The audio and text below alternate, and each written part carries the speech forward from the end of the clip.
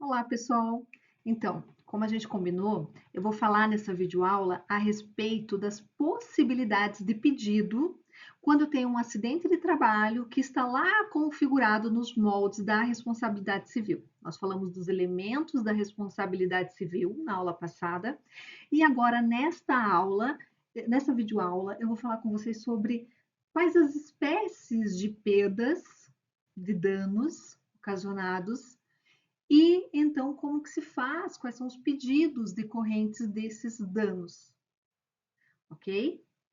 Bom, o mais comum de todos é a indenização por danos morais. E aí a gente já tem uma gama, né, de possibilidades de fundamentação, que é aquele dano que nos fere na parte íntima, na parte pessoal, quando de alguma forma eu fico impossibilitada de praticar atos da minha vida comum, ou eu fico muito tensa, ou aconteceu algo que mudou demais a minha rotina, e aquilo me trouxe estresse, me trouxe dor, me trouxe várias sessões, né? Então, de fisioterapia, de tratamento. Então, tudo isso pode gerar, sim, uma indenização por danos morais. Temos ainda os danos emergentes, mas presta atenção, danos emergentes são aqueles que são devidamente comprovados, tá? Então, eu tenho que trazer lá a nota fiscal, eu tenho que trazer quanto custou a sessão de fisioterapia, quanto realmente custaram aqueles medicamentos, não basta que eu traga lá as receitas médicas. Dano emergente é aquilo que efetivamente está comprovado, é aquilo que já foi gasto e que está definitivamente está ali comprovado, ok? Então, tome cuidado aí com pedidos condicionais, né? Já tem alguns deferimentos, a gente já tem uma jurisprudência prevendo lá o pagamento de sessões de fisioterapia enquanto durar a invalidez, mas são decisões condicionais, então tem que tomar muito cuidado com isso, tá? Bom, e o grande X da questão é com relação aos lucros cessantes e ao pensionamento. Bom, os lucros cessantes, eles estão lá previstos no artigo 949 do Código Civil. E o artigo 949 fala o seguinte, que aquele que causou o dano, ele tem que indenizar nas perdas e danos do período que a pessoa ficou incapacitada de trabalhar, incapacitada de prover o seu sustento. Então, nesse período, até o final da sua convalescença, ela tem direito a receber os lucros cessantes. E é bem importante sinalizar aqui que os lucros cessantes eles não se confundem com o benefício previdenciário. Então, por mais que a pessoa esteja afastada e recebendo lá um pensionamento pelo INSS, ele tem direito aos lucros cessantes e eles não se compensam. Tá? Eles possuem natureza jurídica diversa, eles têm fundamentos diversos. Tá? Então, tem sim direito aos lucros cessantes desse período que a pessoa fica afastada totalmente de suas atividades, né? Não é só a parte quando ela está lá no hospital. Muitas vezes ela recebe um atestado médico que ela precisa ficar afastada de todas as suas atividades, precisa ficar em repouso, tem um período ali de recuperação. Neste período são devidos os lucros cessantes. Mas agora, o artigo 950, mas agora que eu digo, agora vamos falar do artigo 950, e ele prevê o seguinte, que se ainda assim, mesma pessoa, acabando lá a convalescença, acabou aquele período que ela precisava ficar afastada, mas mesmo assim remanesceu alguma sequela, e essa sequela impossibilita ela de exercer a sua profissão, ou impossibilita ou limita ela de exercer a sua função. Neste caso, ela tem direito a um pensionamento na proporção da perda da sua capacidade laborativa. E o artigo 950, ali na sua redação, ele fala o seguinte, fala que tem direito, né, às perdas, a indenizar essas perdas, com relação à perda da capacidade laborativa na função que exercia, na atribuição, naquela profissão que se estava praticando, quando então sofreu aquele infortúnio, quando teve então um acidente de trabalho.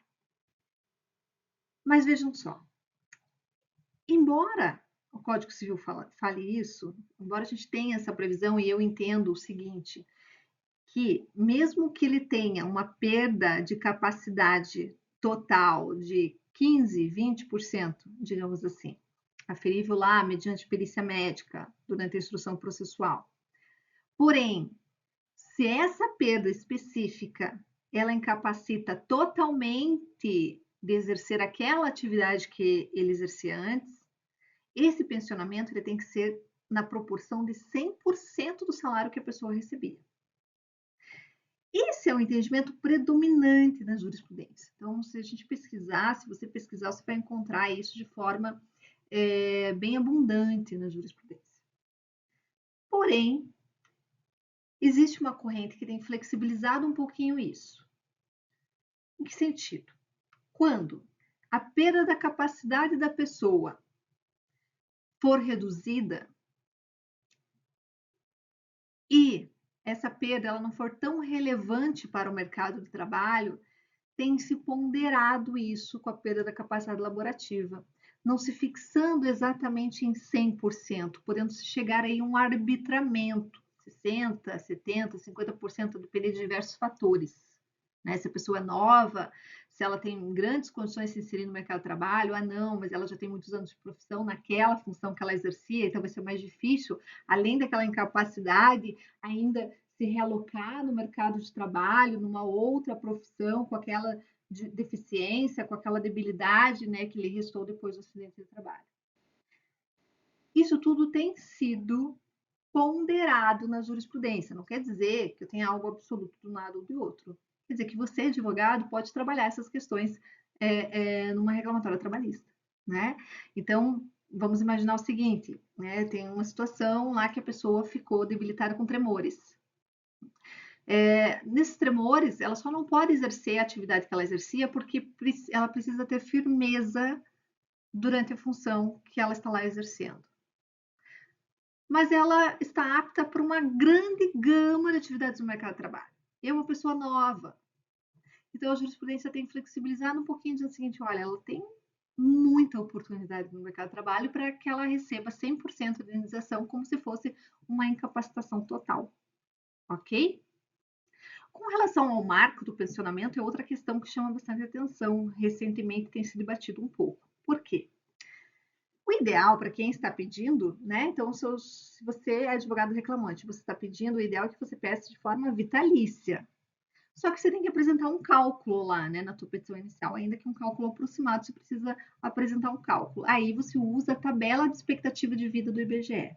Mas é bem importante que se a pessoa está viva, se ela está com aquela invalidez, né, por um determinado período, que o pensionamento se dê de forma vitalícia e não com base na expectativa de vida do IBGE, como a maioria da jurisprudência fixa. Por quê? Vai chegar lá no final, né, da vida, pode ser que a pessoa viva muito mais que a expectativa de vida do IBGE, que é o que tem acontecido recentemente. Aí a pessoa está lá no final para o pensionamento e ela fica sem receber no finalzinho da vida dela, passando por dificuldades. Tá? Então, é bem importante que se coloque vitaliciamento, né? Que seja vitalício aquele pensionamento. Por que eu falei viva? Porque existem outras situações. Pode ser que o espólio, juiz e reclamatória trabalhista, que aquele trabalhador ele morreu já ou morreu até em decorrência do acidente, do próprio infortúnio, né, do trabalho, e aí é o espólio que ajuizou a reclamatória trabalhista. E aí sim, aí se fala num pensionamento, para eu arbitrar esse pensionamento, eu tenho que tomar em conta a expectativa de vida, né, daquela pessoa, ok?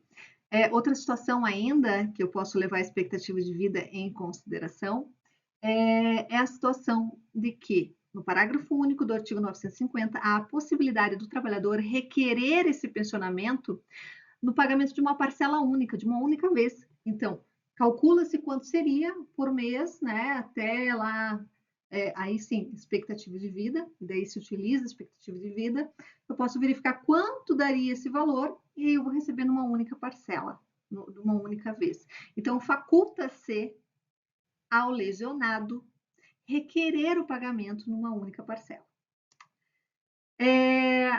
Claro que a ré pode se opor a isso. Pode dizer assim, olha, eu estou estável no mercado de trabalho, sou uma empresa que tem muito patrimônio, então não tem por que, né, fixar que esse pagamento seja feito numa parcela única. E aí cabe ao judiciário definir se haverá ou não o pagamento em parcela única. Mas é bem relevante o seguinte, gente, se houver esse pedido de parcela única e a ré não se insurgir, como é uma faculdade do trabalhador, o juiz tem que deferir o pagamento em parcela única, ok? Se a ré não se insurge contra, então é um direito que ele tem. E aí, você, advogado, claro, é mais vantajoso para você pedir esse pagamento em parcela única.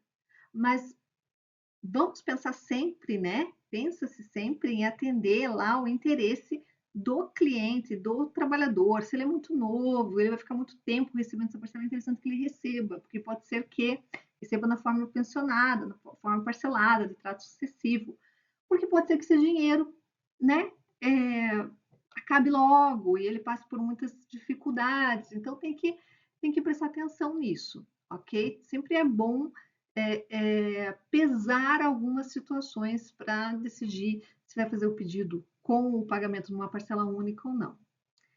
E também porque tem outro fator. A jurisprudência, de forma bem significativa, tem aplicado um redutor nessa situação. Por que um redutor?